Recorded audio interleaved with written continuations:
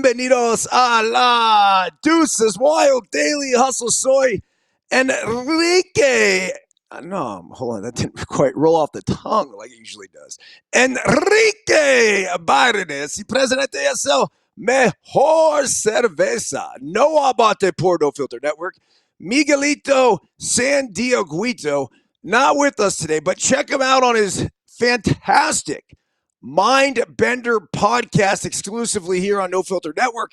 And Will the Thrill Clark, not with us this morning, but he will be with us tomorrow live from Backwoods, Louisiana. Regardless, each and every single morning we come on here, we like to properly salute our boys. And, well, each and every one of you.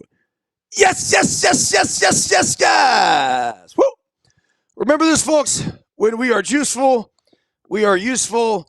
And when we are juiceless, we are fucking useless. A quick reminder that we are brought to you by the Team Go Hard Foot Reflexology Board. Pick up one of these bad boys at ericbyrnes.com. That's EricByrnes.com, where you can also pick up a Let Them Play parenting and coaching guide to youth sports, along with a Daily Hustle 222 Unfiltered Life Guidance from a human crash test dummy. If you have not picked up the F-It list over the years, that's a highly recommended read as well, all available for you there at ericbyrnes.com, along with Flippy. That's right. You see the smiling, let me see here, stick figure with the double birds.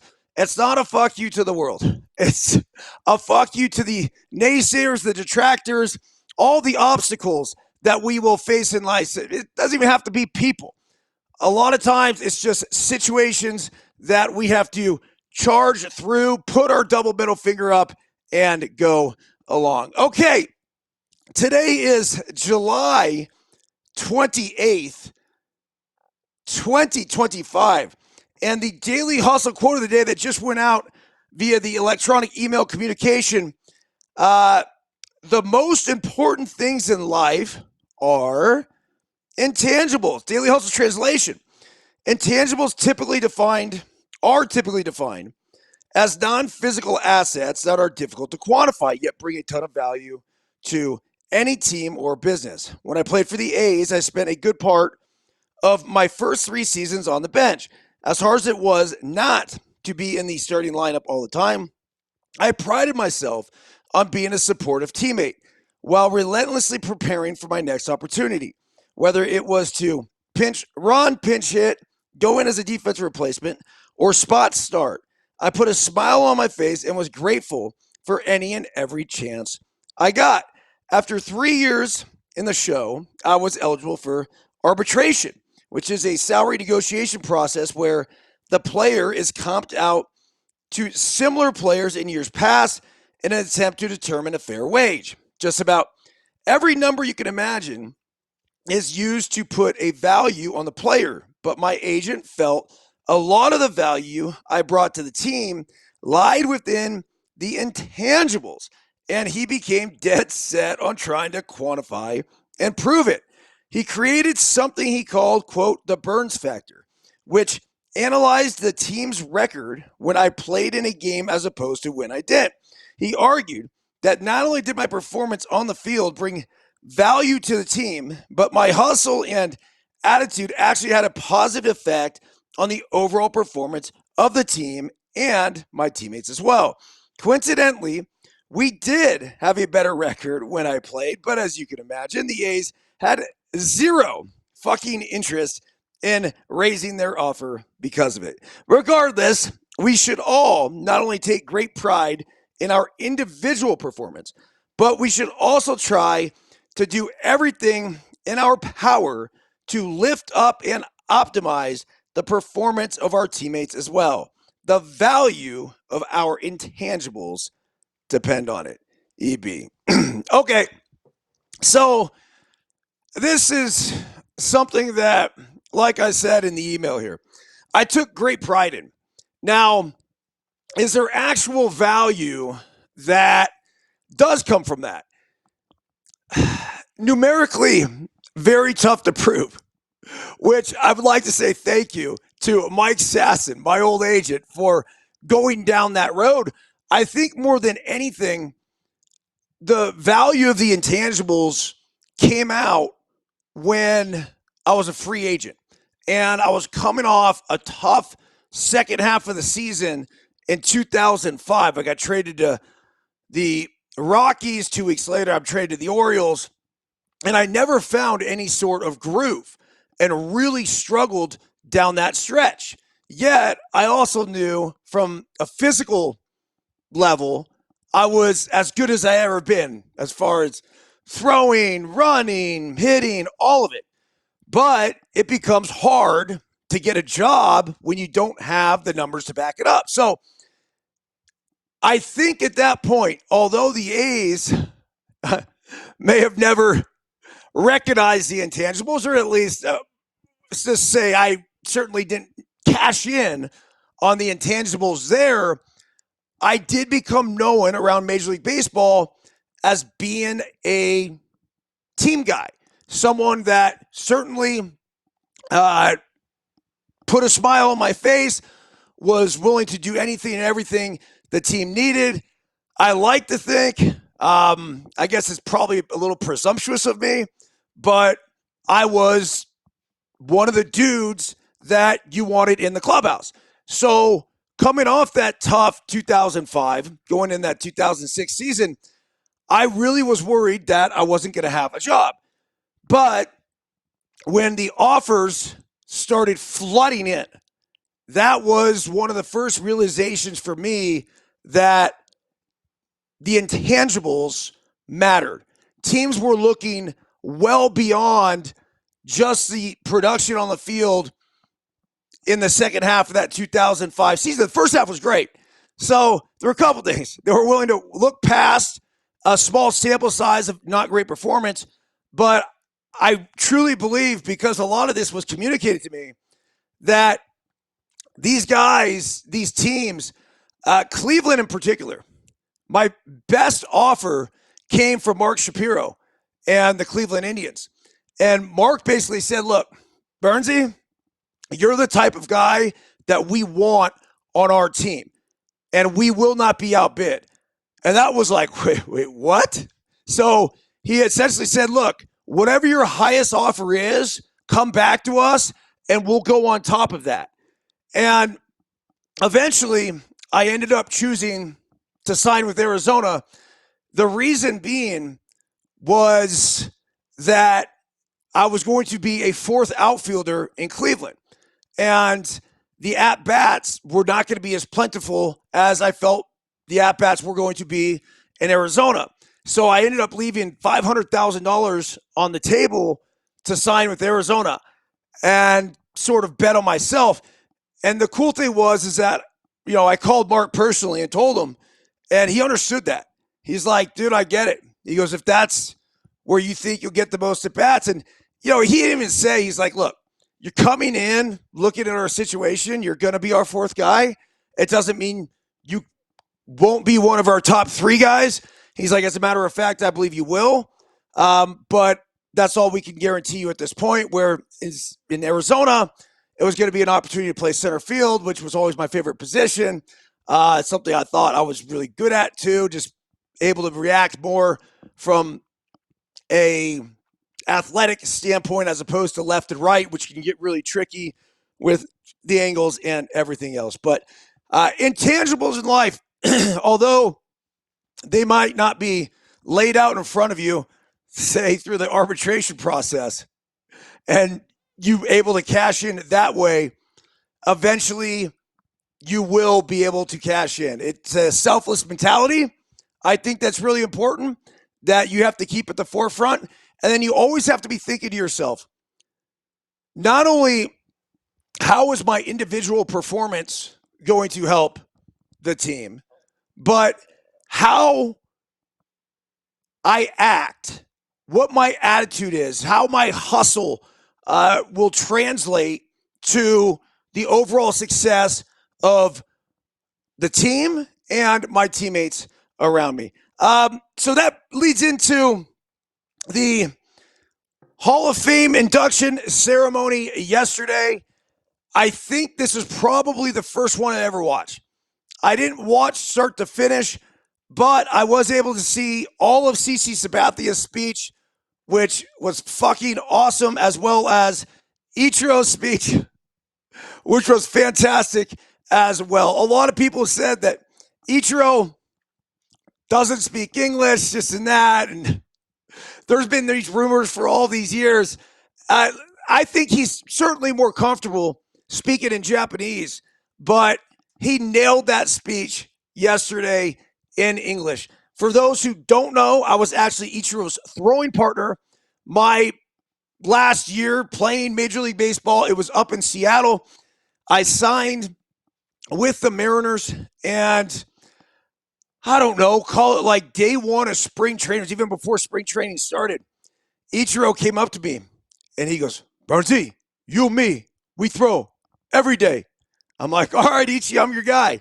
So we went out there and we played catch, and he'd start at 45 feet. Next thing you know, he'd go back to 90 feet. Then he's at 180 feet. Then he's at 240 feet. Then he's at 300 feet.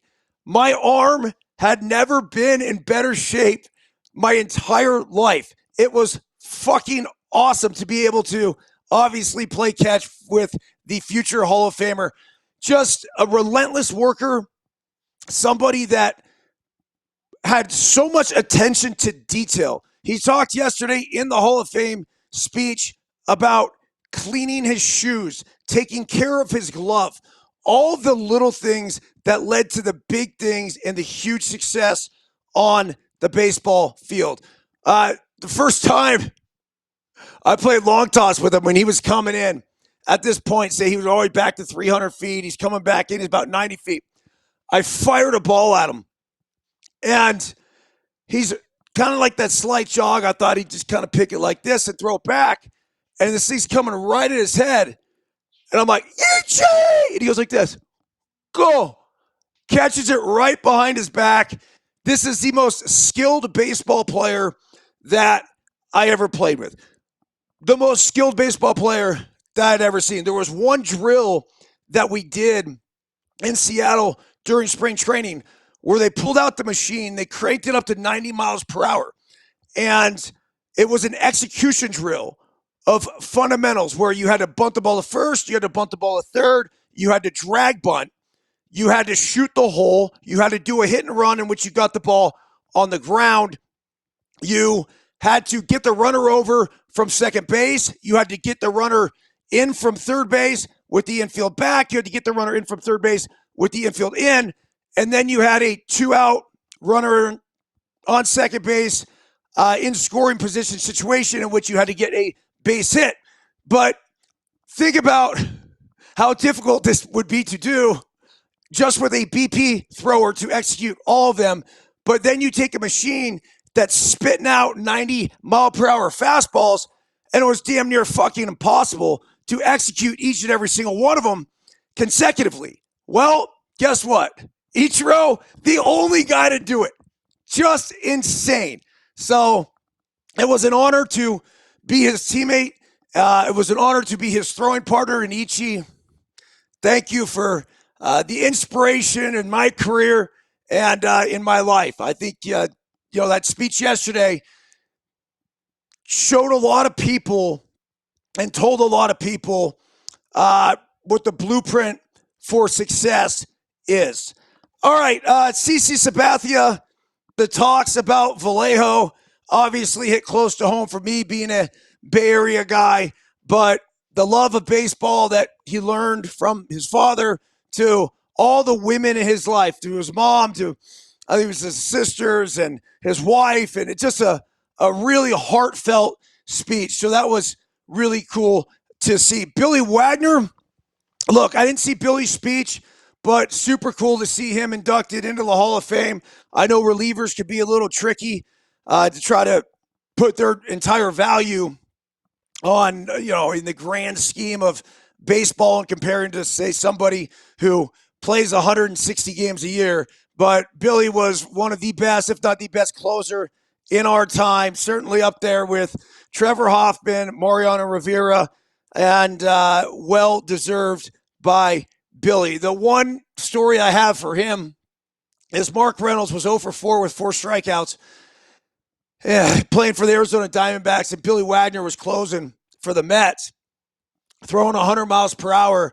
Reynolds goes up there 0 for 2, 0 balls, 2 strikes, and I'm thinking to myself, holy shit, man, he's going to fucking strike out 5 times, which in today's game isn't that rare. Back then, it's like we didn't even have a name for it, right?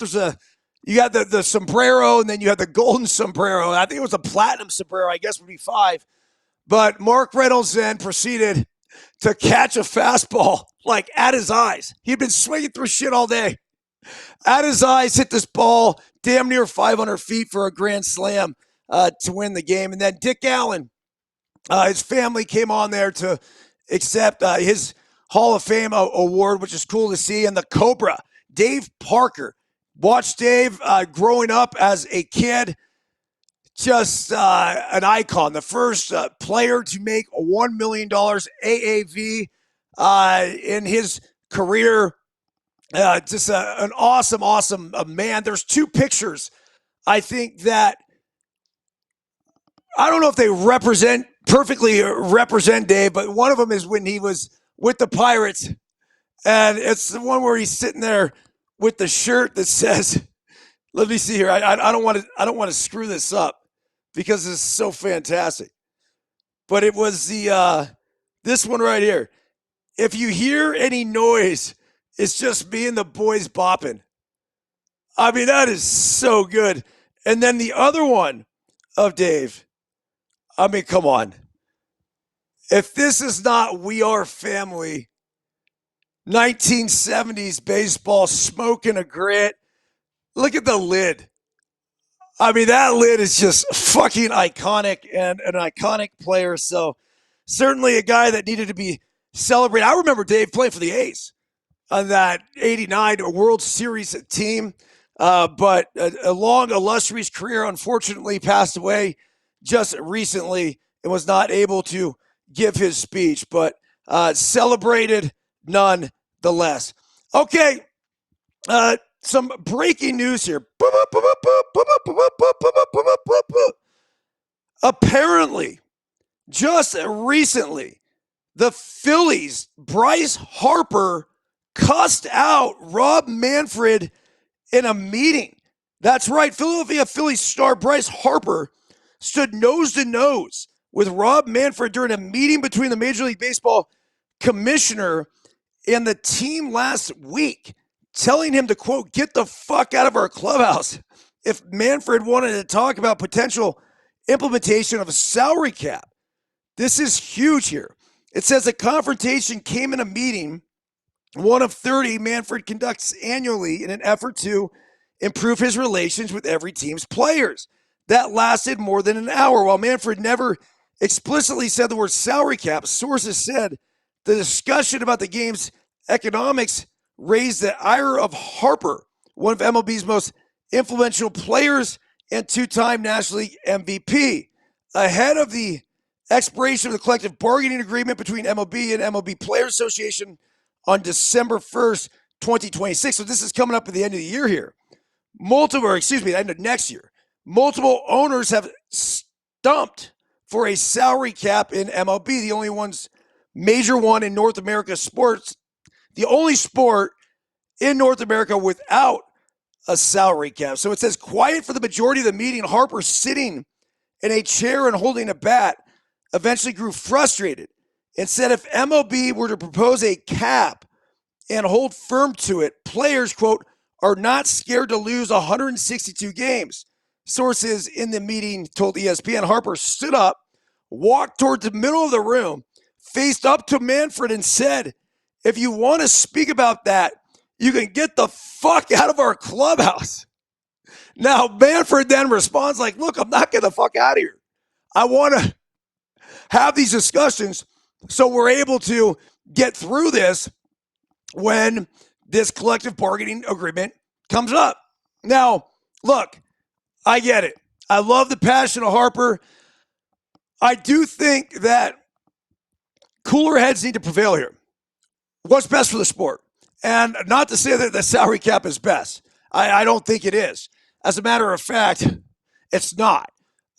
So I, as a former player, certainly appreciate Harper standing up to that. I think Manfred and the rest of the owners need to realize it's not going to happen. The players will either strike or you're going to have to lock them out if a cap is what you are shooting for. So, again, the franchise values are at an all-time high. Like, there's no fucking way that you want to let any of these labor negotiations get in the way of baseball. But the lockout, if they don't have a new agreement coming into next year, could be a very real thing. Where will all of this get real? I'm saying spring training of next year. I got to believe they're going to want to try to get a deal done before then. Furthermore, here, we have a historic performance by the A's Nick Kurtz.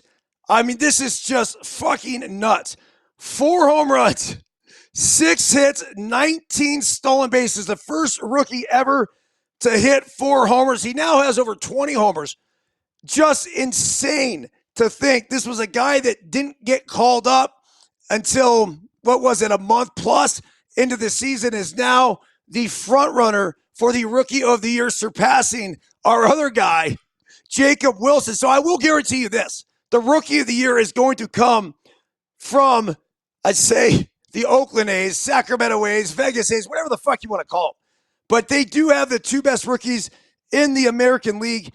Kurtz was in college a year ago. Think about that.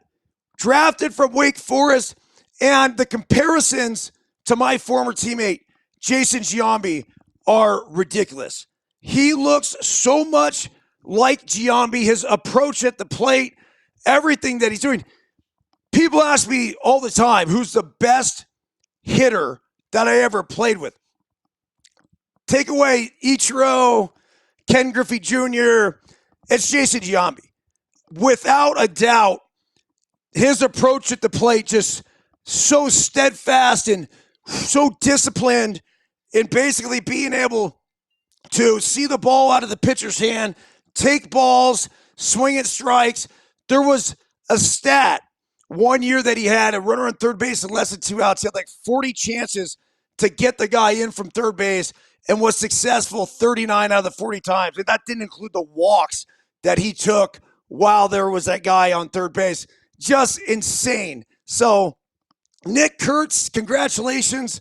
Obviously, a game for the ages, and it's going to be fun watching this guy go on into the rest of the year. And my kid even said it last night. He goes, "Hey, Dad, when the A's get to Vegas, they're going to be really good." I'm like, "I don't know, man." I said, "They're really fucking good right now. They just swept the Astros 4 straight games. It's going to come down to getting the pitching. They're building a core of position players between Lawrence Butler, Denzel Clark, Nick Kurtz, Jacob Wilson. This is going to be a fucking legit offensive team now and going forward into Vegas. You just got to get the arms to surround them and support them." Okay, the power rankings for this week in MLB just came out. There's a massive upheaval, is what they say atop the power rankings. It says, thanks to some hot streaks by the Blue Jays, Brewers, and Mets, and some not so hot streaks by the Tigers, Dodgers, and Astros, the MLB standings have, right on the cusp of the trade deadline, gotten almost absurdly tight. The Jays, that's right, I said that correctly. The Jays have the best record in baseball. The Cubs and the Brewers are a half game back of them. The Mets are 1 behind them. The Dodgers 2 and the Tigers 2.5. The Astros are now 3 back. It is incredibly difficult to rank all these teams. They're just so close. So wish us luck. These rankings, as always, are compiled from MLB.com, contributors whose names you can find at the bottom of this. But the words are mine. If you dislike the rankings, yell at all of us. But if you dislike the words, feel free to yell at me. Okay, let's start at 10 and go down to 1 for the power rankings. Number 10, the New York Yankees. Number 9, the Mariners. And how about Cal Raleigh? Holy shit, man. 40 homers already. Julio Rodriguez has gotten hot. Number 8, the Tigers. What a fucking fall. How are they at number 8? Previously, last week, they were number 1. It says the Tigers were surely just relieved that the bleeding finally stopped with their win on Sunday over their former ace Max Scherzer on his birthday, nonetheless. So now that they're at least not lost 6 in a row, perhaps we survey the damage as Tigers still have an 8-game lead in the AL Central. I mean, come on. A 91% chance of winning the division and are still very much in the hunt for the best record in baseball. That's ridiculous to drop them that much, especially when the Astros just dropped 4 straight to the A's. They're at number 7. Number 6 is the Brewers. Really? Seems a little low to me. Says the Brewers were the hottest team in baseball until running smack into the bewildering hot Marlins. Dude, the Marlins are fucking causing disruption. Number 5, the Phillies. Says forget about Cal Raleigh and Shohei Ohtani as Kyle Schwarber going to make it to 60 homers. He's currently on pace for 55. Number 4, the Dodgers. Says it will be a fascinating week for Dustin May. He has been as reliable as anyone in the Dodgers rotation has been this year, currently second on the team in innings behind Yoshinobu Yamamoto. Pretty impressive considering he missed all of last year with injuries. But with other Dodgers pitchers coming back from injury, there's also a possibility he, if you can believe this, gets traded. He's showing up in all sorts of rumors. All right, number 3, the Mets. The Mets' hot streak hasn't just put them in first place in the NL East, it's put them in legitimate contention for having the best record in baseball. Something they have not done, of course, since, you ready for this? 1986. How about number 2, the Blue Jays? With the best record in baseball, do you realize the Jays have never won 100 games in a season? And they're on pace right now for 96. That means no team in baseball right now is on pace for a 100-win year. It says if they're able to keep up their pace the last 2 months, they'd win 102, potentially. Can you believe this, considering where they were a year ago, that we're even talking about this?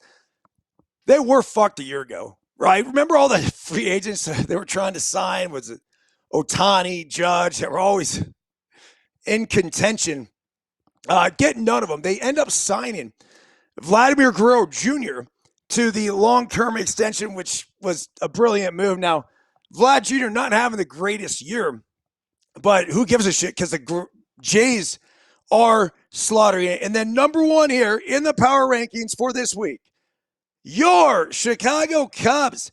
It says we know that the Brewers fans are going to be yelling at us that the Cubs are so much higher on the list than they are, considering how close they are in the standings. But hopefully the 2 teams play this week and they could settle the issue. Here's one quiet key for the Cubs' success this year. Their number 6 through 9 hitters lead the majors in batting average, 267, on-base percentage, 326, and slugging, 432. Pretty good for a club that also has Pete Crow Armstrong, Cal Tucker, and Saya Suzuki, none of whom bat in the 6 through 9 spot. So there's your power rankings. Back at you tomorrow with another Daily Hustle. And, of course, Deuces Wild with Will the Thrill. Tomorrow, 6:05 p.m. Pacific time. That's it. Everyone have a fantastic day. See ya.